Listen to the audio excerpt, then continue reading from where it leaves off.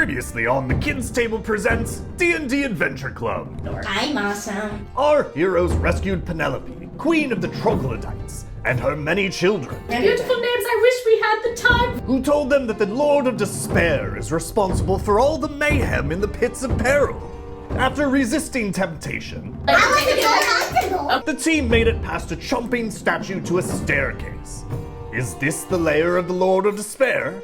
I was thinking that in my mind. Find out on this episode of No. The Kids Table presents.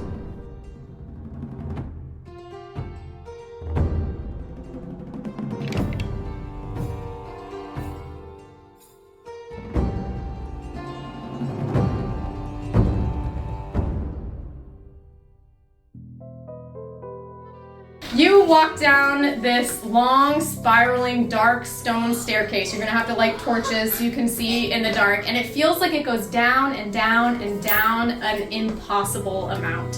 When you get to the base of the staircase, you see before you a crumbling stone village that looks like it was abandoned centuries ago. Like an underground city. Like an underground city. You also see, so here's the village. You also see here a 40-foot stone wall, and beyond it you see a massive castle in the shape of a big skull.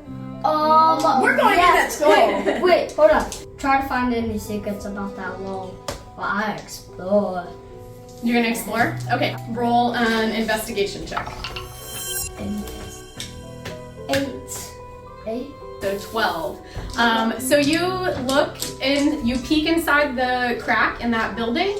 You see that there's like a broken chair that's kind of off kilter. You see that there's like dust and piles of rubble in the corners, but it's just empty. There's cobwebs. It doesn't look like anyone's been in here in a long time. Yeah. I think I have a rope that I was thinking that we could use to climb over it, but I'm not sure how many feet it is because I had the dungeon pack and I can't remember. It's usually 50 feet, so we'll say it's 50 feet. I also have the dungeon pack. Oh, great. Do you want to use your rope? Save We it. can tie it together. Is the rope long enough to go all the way over and down?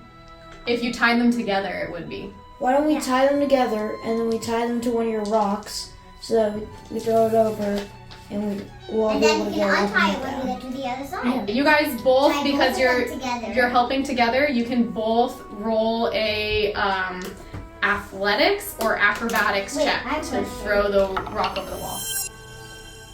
That's 14 plus You would add plus 3, Emerald. I'll give you 20. 20. Oops, Daisy. I already added the plus 6. 18. Incredible. I was, just to give you the secret, I set a DC of 20 difficulty class, which is really, really hard because I'm imagining somebody throwing a rope all the way up over something that's 40 feet, and you got it, the 20, and you were really close. So you guys were definitely successful. So you guys are kind of watching the three, like kind of in the back, and you're looking, and Bip is a gnome. So Bip is like real short, probably 3 feet tall, and she's got this 100-foot rope, and Emerald is holding kind of the pile of the rope behind her, and Bip's like this, and you're like, this is not gonna do anything. She's a And cowboy. she throws it, and you hear it sail over the wall, and you hear it crash at the bottom. The crash sounds a little weird. It sounds like something broke, like the rock maybe hit something, but you can't see it because you've got this 40-foot wall. And you all freeze for a second because you're like, what was that? I want to go. And then suddenly, you see climbing over the wall 5 skeletons. So roll for initiative. 13. 15. Ooh, 13. I got 13. 15. Yeah, I got 9. All right. Falstaff, what would you like to do? Yeah, I'm gonna try to throw my spear at the skeleton across from me. And This try one up on the wall? Yeah, try to knock it over the wall. Ooh, cool. All right. today. But then what'll happen to your spear? Win? I'll get it once you get on the other side. What if I'm so confident that you're gonna get to the What other if I side. can just like, what if he can Just shot throw it and better. then I just grab it before 13. it hits the skeleton? 13. You throw this spear and it goes straight into the like sternum of the skeleton, and you see skeletons don't really have a lot of expression on his face, but you can swear that you see shock with the jaw dropping and falling off right before it falls backwards over the wall and your spear disappears. You hear a smash on the other side, and he's out of the battle. Already? We got one down. You sure did. All right, Vrax. Is that one in front of me or? Yes, that one's right in front of you. He already like kind of jumped down. I'm gonna, of course, attack. Swing that battle axe. Battle axe, yay. Why would I say?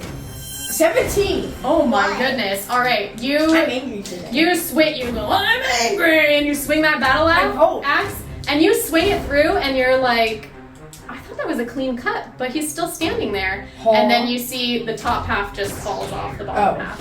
What, can you roll your damage though? Is it a 0? Yeah. So that actually means 10.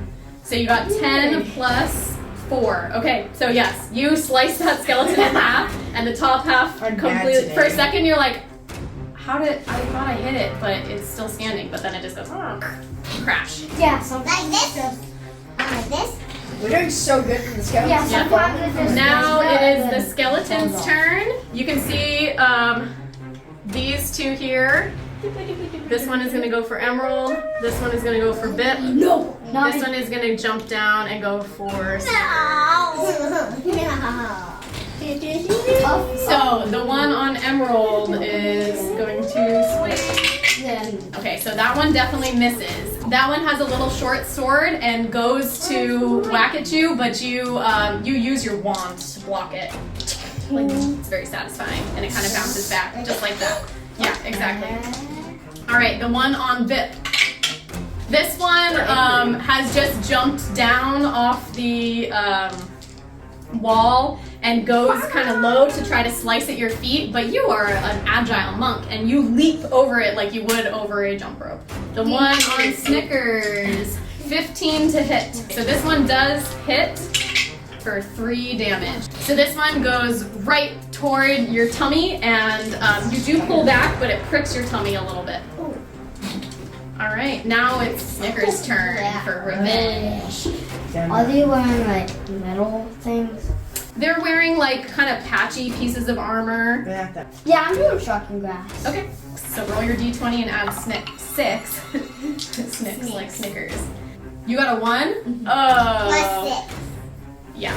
So you go to shock it, and you grasp a piece of grayness on it. It's kind of like, kind of gross. It's a skeleton. It's got like tattered pieces of stuff that you think is metal, but nothing happens, and you realize that it was like a tattered piece of cloth. So it wasn't actually metal. And you're like, ah! That's sad. But the zap is gone. Emerald. Can I swag my staff at the skeleton? Yes. So roll your d20 and add +5 to hit.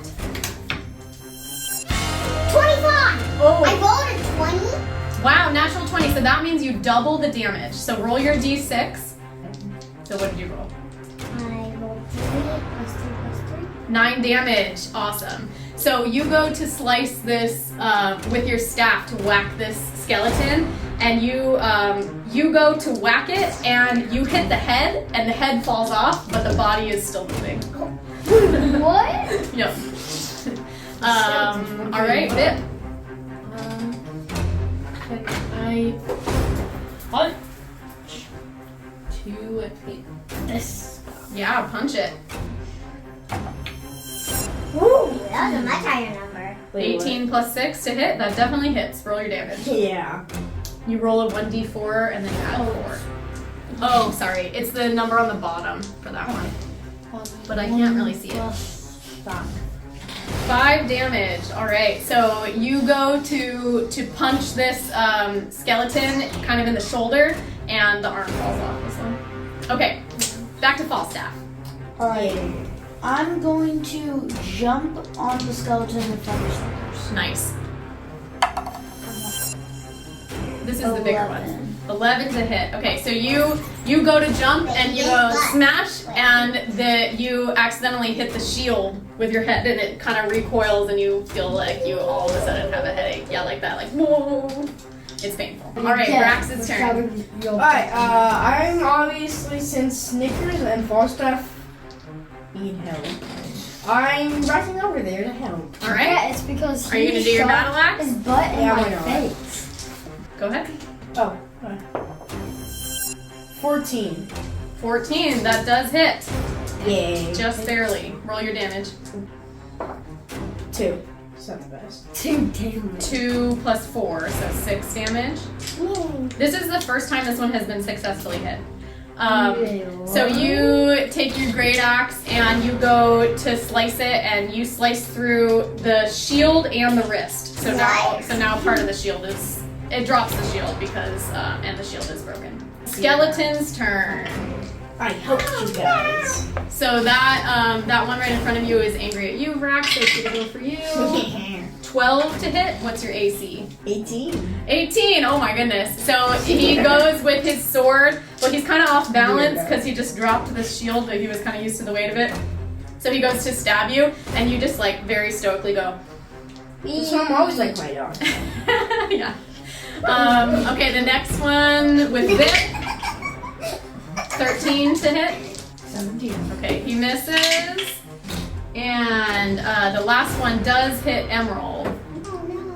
So he is going to do 5 damage. So this one takes a sword and swings low, and you weren't expecting that, so it cuts your leg a little bit. Oh no. All right, now it is Snicker's turn. No, I'm definitely not fully off, just a little cut. Just a graze.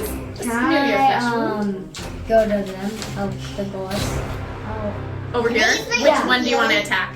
I would attack this Great. What do you want to do? bite. A bite. Awesome. Bite. Nice. Where are you going to bite the skeleton? I want to bite him on the butt. Excellent. Great.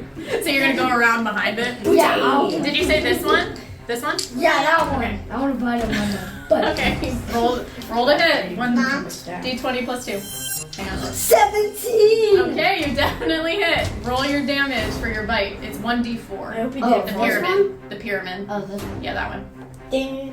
one. 1. Ah, 1. Well, that's okay. I hope So it is you go okay. and you think about that gargoyle with those sharp teeth, and you channel how you liked how it like snapped its mouth so strong, and you bite it in the pelvis bone. Pelvic bone. Yeah, great. Does he die? No, he doesn't die. He did some I damage. hope he doesn't fart. Now it is your turn. Can I use my own healing word on myself? It is a bonus action. So yes, you can use healing word. That means that you can do it on your turn even after you've taken an action. Can I teach Plus you 5. my word? Yes, say the magic word. Tell me what it looks like when she does her healing word. Abracadabra, alakazam. Okay? Roll a d4, the pyramid looking one, D4. and then add 5. Wait, the bottom Sorry, one- plus 4. The top one. 5. Total. 5 total? Okay, so give yourself 5 hit points back. And mark off a spell slot. And now you get an action. So you can attack or just do a spell. Attack this. Oh, That one? Great. Yeah, You bite him on want to the use your butt. staff I or bite him on a the spell? Distracted by I'm gonna the use a spell. Snickers. I bite him. The one that scares undead monsters away. Ooh. Yes. Ooh la la. Turn undead. So what does it look like when she scares the undead monsters away? Roar. So you can use this only once per day. So this is going to be the only time it's per day. I don't think you used it last time. I didn't. Okay. So you go boo. Okay. No. So It's loud. It's loud. so they have to make a wisdom saving throw with a DC of 14, or else they are scared and have to run away in fear. So let's see, 14, and their wisdom is -1. The first one is terrified. It doesn't have a head anymore, but you think you hear like almost a scream, like, And then and it runs away. 5, 10. why can't I run away into my Is he face? technically dead? And the next one also runs away. Bye bye. I say bye So is he technically bye. dead? No, but they're not fighting you anymore. I'm looking at Emerald. The last one tries to run away, but Vrax and Falstaff are pretty big, and they're kind of blocking its way, and it's like trying to get around you, and it can't. So these two are essentially out of the battle. They've disappeared. They're not fighting anymore. There's one left that's trying to run away. It's very scared. Now, all of a sudden, you hear coming from the roof of that house behind you, you hear, "Get back!" Oh, it's a the cannons! The cannons! I This is like a run nerd over here to take cover. Okay. Are you gonna run away, Vrax? No, I'm honestly, since the main focal point of this group, I'm staying still while you run away. You hear like a lighting of something, like if you light a candle and you strike a match, but it's like crackling more. It's like something flies over Vrax's head and smashes down and goes kaboom! Vrax gets knocked back. This skeleton gets smashed to bits, and you hear from the top of the roof a voice go, Boom goes the dynamite. That sounds like a little mushroom. It's a nerd. I know. So, in college. so you look up and you see this little robot guy on top of the It roof. looks so creepy. What's his And name? actually, you're gonna take some damage because What's his you name? didn't move. How much? 3. Yeah, that's what you get anyways. Thank you guys. He kind of jumps. You didn't know robots could jump, and it kind of lands on the ground here. What's your name? Greetings, my name is P-Bert. And he shows you, like, he kind of has a label, like almost like a name tag that says PB3RT. That's a Pleasure long to make your acquaintance. I would say that's Like a your- long name. Did you come out of the castle? Oh, well, I used to be a mining robot when this was a mining town, but then the skeletons came and scared all the miners away. They left me behind. So you're like Wally. Who is Wally? I hate robots. It's unnatural. It's unnatural. He goes, What's in that castle of yours? Oh, the Lord of Despair is in the castle with his army of skeletons. Must be Anything pretty else? depressed. I'll call I like this guy 911. How did you survive? I have been Invisible. in sleep mode for the last 172 years. I was awoken by all of the noise of your battle. I have one more boom barrel left, and he pulls out a big red barrel from like inside his inner chest part. Can I help you with your battle against the skeletons? All right, so you climb over the wall without issue. It is a little difficult to bring the robot. Vrax, you have the highest strength. Would you like to carry the robot or like I'm strap not into your carrying that back? door. He's gonna How are you poop guys on gonna your get head. him over the wall? Wait, what? Falstaff can carry him. No, Okay, I will carry. Wow, that's very big of you, Falstaff. So Falstaff, Wait, can I help him? sure, you guys can. Yeah. Together, you're able to carry him over the wall. When you guys drop down on the other side of the wall, you see a massive army of skeletons with 1,000 dark eyes Yes. seemingly glaring toward you. Rows and rows and rows of skeletons with spears or swords, or they look like skeletons, but you do notice they are frozen in place. They are not moving. Wait. And the robot goes, haha, I made them frozen. And he opens his chest compartment and he holds up a bag and he hands it to Bip. Do you want to look in the bag? Why him? Why her? Inside the bag are 500 pinky bones. Peaky bones. What are those? And if anyone wants to roll an Arcana check You to mean see if you can understand why. Yes, go ahead. 7. Plus 6? What did you get? 7 total? 7. You can roll it if you want. What's the Oh, plus? can I roll? I got a 1 plus 1. Plus 1 for Bip. 2 for you. You got 16. 16, okay. So you remember when you were training to be a monk, hearing that there was a necromancer kind of on the loose at that time, and some of the monks were going to fight it. But you were a junior monk, so you weren't allowed to go yet. But you heard that necromancers can only raise the dead if they have a complete set of bones, and otherwise they cannot reanimate the dead. So you assume this is why he took all the pinky bones and why the skeletons are frozen in place. So you make your way through this army of frozen skeletons toward the castle doors. It is very creepy because you're having to walk like in between all of these skeletons that are just standing there, kind of glaring. And it's very quiet and very still.